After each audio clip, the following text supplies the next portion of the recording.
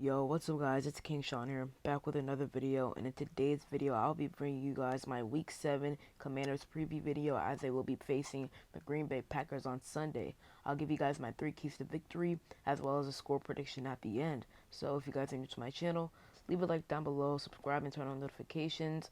I'm on the road to 900 subscribers, so if you could, leave a sub down below. I'd really appreciate it. And with that out of the way, let's get straight into the video. Before I get to the video, I just wanted to update you guys on Carson Wentz. So this morning, Ian Rappaport tweeted that the Commanders are placing Carson Wentz on injured reserve. So what this basically means is that he'll be out for the next 4 games, which includes this game as well against the Packers. So he'll be out this week, next week against the Colts, the Vikings, and his revenge game against the Eagles. So yeah, that is the update on Carson Wentz. I don't want to spend too much time on this, but I just wanted to quickly update you guys on this.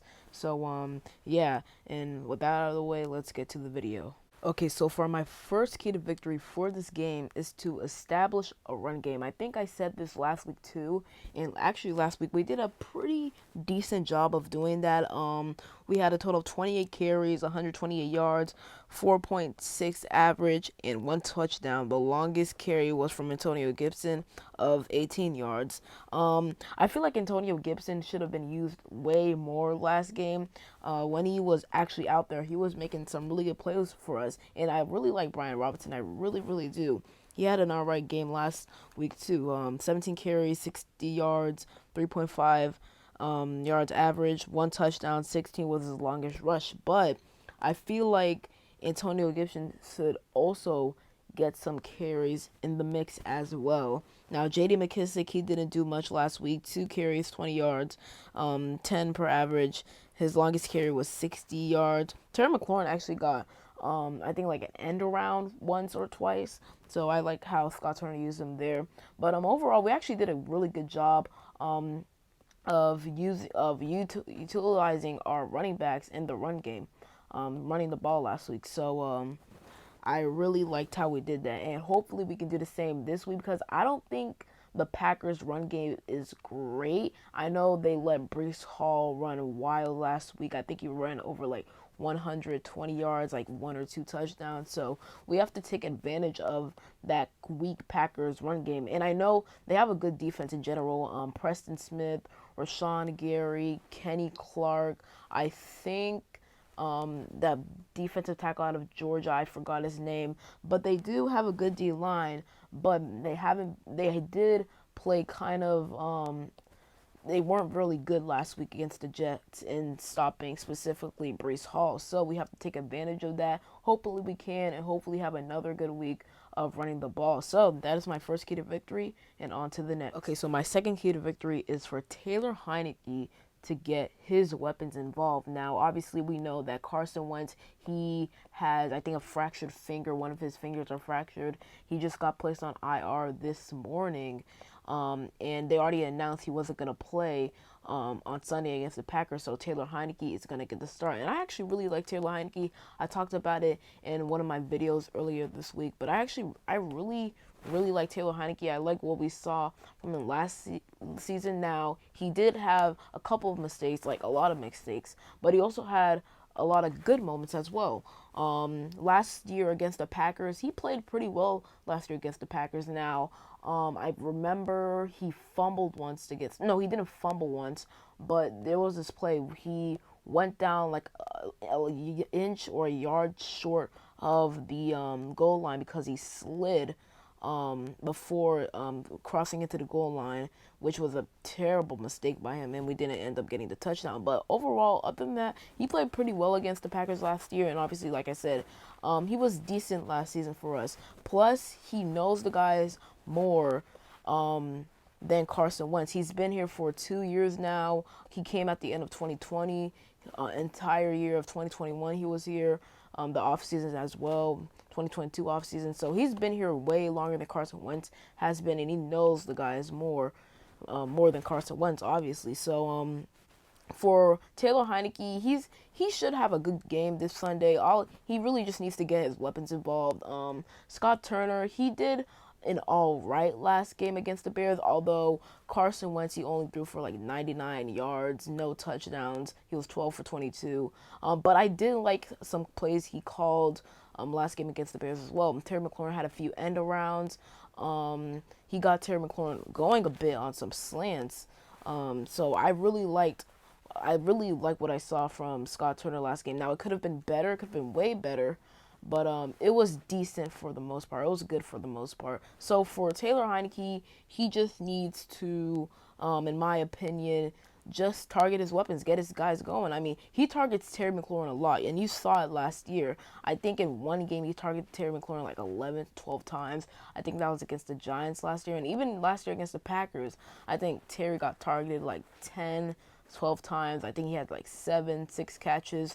Taylor Heineke, one thing is for sure about him, he's going to get his weapons involved, specifically Terry McLaurin. Yeah, that is my second key to victory, and moving on to the third. Okay, my final key to victory is for our defensive line to create pressure against the Packers' offensive line.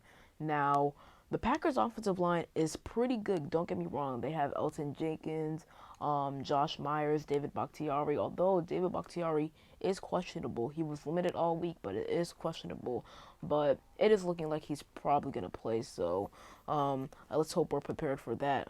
Our D line really needs to create pressure now. Throughout these past 2 games, they've played really good. 10 sacks, 5 in each game. The Bears and the Titans, and not only these past 2 games, but guys like F.A.O. Bottom, Deron Payne, John Allen have been good throughout the whole season so far. Now Montez Sweat didn't get going until the Titans game where he had 2 sacks, and then last game against the Bears he had 1 sack and a few pressures as well.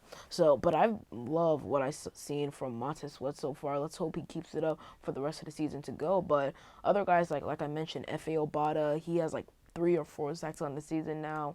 Who else? James Smith-Williams, I think he has like 2.5 sacks as well. John Allen, I think he has 3. Deron Payne, he has like 2, I think.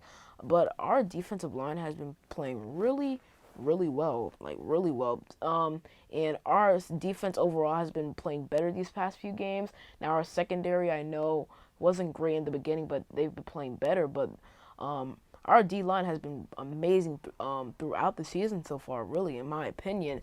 Besides Montez, he didn't really do much throughout the first 4 weeks of the season, but he's starting to pick it up now throughout these past 2 games, and hopefully as the season goes on. So I feel like we'll be able to get some sacks on Rodgers, create some pressures. I think like 3 to 4 sacks is really good because Rodgers has been sacked 15 times this season, and to where we're at in the season right now, that kind of is a lot because I think the most sacked quarterback in the NFL right now is Justin Fields. I think like 23, 25. He's been sacked that many times, which is a lot. But I think Aaron Rodgers is like in the maybe like top 10, top 5 in most sacked quarterback in the NFL right now. So we have to take advantage of that. We really do. The Packers O-line, I know they have a lot of talent, but they haven't been amazing so far this season. Last season they gave up 20 sacks. This season they've given up 15. So they've almost given up the amount of sacks last year to the amount of sacks this year. So we have to take advantage of that and get pressure on Rodgers. We really do. We got to get some sacks. Montez Sweat, he's been stepping up. Obviously, John Allen, Deron Payne, they're going to do their things. F.A.O. Bada, James Smith-Williams, I want to see more from you guys too. You guys have been balling. So that is my third key to victory.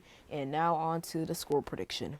Okay, and as for my score prediction, I do have us winning this game 23-20.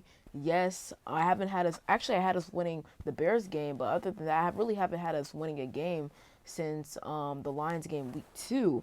The reason I have us winning this game is the Packers haven't been having a good season this year. I mean, they lost to the Vikings week 1, which, I mean, I know the Vikings are really good, but still your expectations are being one of the best teams in the NFL right now. They're not looking like that. They lost to the Giants week 5, I think it was. They're coming off 2 straight losses to the Giants and the Jets, 2 New York teams. So the Packers haven't been playing good football this year. They really haven't. That's why they're 3-3.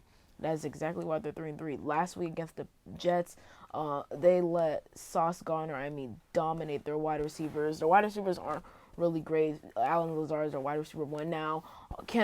Alan Lazard could cook Kendall Fuller, like he has throughout this season so far. But Kendall Fuller has actually looked better throughout these past two games. So we'll see how that goes. But I think we really could win this game. I wouldn't be surprised if we won this game at all. Now, if we lost, I wouldn't be surprised either. But I think Taylor Heinicke is gonna have a really good game. I think he's gonna have a really good game. He's gonna target Terry McLaurin, Curtis Samuel, Cole Turner. I think we're gonna have a good running game with Brian Robinson, Antonio Gibson. J.D. McKissic might get some touches too on the ground.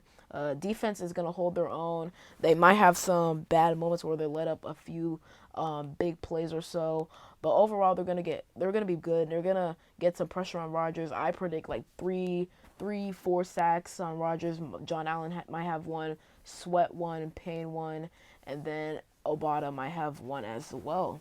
So I think we're gonna beat the Packers. I really think we do. They haven't been playing good football, like I said, and I really wouldn't be surprised if we did beat the Packers. So comment down below what you guys think about my score prediction. I hope you guys enjoyed today's video. If you did, leave a like down below, subscribe, and turn on notifications. Let me know what you guys thought about my score prediction and my key to victories in the comments down below. And other than that, it's been King Sean, and I'm out. Peace.